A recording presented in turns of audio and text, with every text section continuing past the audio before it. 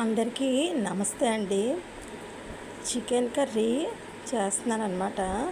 మా అమ్మగారు ఇలా చికెన్ అప్పుడప్పుడు ఇలా చేస్తుండేవారు. మామూలుగా చికెన్ అంటే మనం గ్రేవీ కూరలా ఉప్పు కారం వేసి చేసుకుంటాం కదా. కాకపోతే ఇది కారం వేయకుండా పచ్చిదే ఉడకబెట్టి తర్వాత ముద్ద పెట్టుకుంటాం అన్నమాట. ఇలా అప్పుడప్పుడు చేస్తూ ఉండేవారు. నేను అందుకని ఇలా చేస్తున్నాను. ముందుగా చికెన్ని శుభ్రంగా కడుక్కొని ఒక కళాయిలో ఆయిల్ వేసుకొని కొద్దిగా ఉల్లిపాయలు పచ్చిమిరపకాయలు వేసి వేపిన తర్వాత ఈ చికెన్ అంతా వేసి కొద్దిగా ఆయిల్ తోటి అలా వేపుకోవాలండి.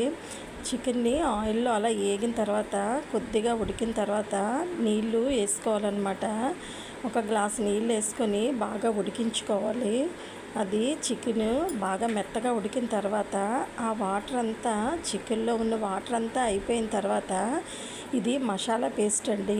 ఉల్లిపాయలు, అల్లం, వెల్లుల్లి, ఎండుమిరపకాయలు, మసాలా పొడి వేసి మిక్సీ చేసుకున్నాను అనమాట. ఇంకా కారం వేయకుండా ఇందులోనే ఎండుమిర్చి వేసుకోవడం వల్ల కారం సరిపోద్ది అనమాట. ఉల్లిపాయలు, అల్లం, వెల్లుల్లి, మసాలా పొడి, ఇలా ఎండుమిర్చి అనమాట. ఇవంతా పేస్ట్లా చేసుకొని ఈ చికెన్లో ఉన్న వాటర్ అంతా కూడా ఇంకిపోయిన తర్వాత అప్పుడు ఈ పేస్ట్ వేసుకోవాలన్నమాట. ఈ పేస్ట్ వేసుకొని బాగా వేపుకోవాలి. ఇది కూడా పచ్చివాసన అంతా పోయే వరకు కూడా బాగా వేపుకోవాలండి. అలా వేపుకొని మూత పెట్టి అలా ఉడికించుకోవాలన్నమాట.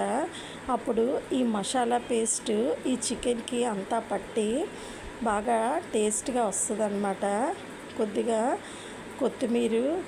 కొత్తిమీర కరివేపాకు కూడా ఇలా ముద్ద వేసుకున్నప్పుడు వేసుకుంటే బాగుంటుంది అన్నమాట.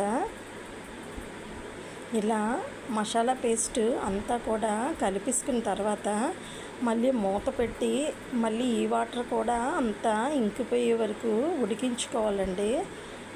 అప్పుడు వాటర్ ముక్కకి బాగా ఉప్పు కారం మసాలా పడుతుంది అన్నమాట. ఈ వాటర్ అంతా అయిపోయే వరకు బాగా ఉడికించుకున్న తర్వాత వాటర్ అంతా దగ్గరికి అయిపోయాక అప్పుడు స్టవ్ కట్టేసుకోవాలన్నమాట.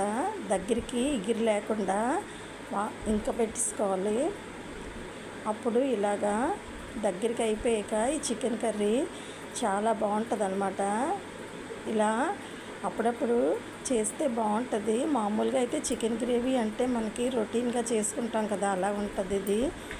కాకపోతే ఇది ఎండుమిర్చితో మసాలా ముద్దతో ఉడికిస్తాం కదా, ఇది వేరే టేస్ట్గా చాలా బాగుంటుందండి.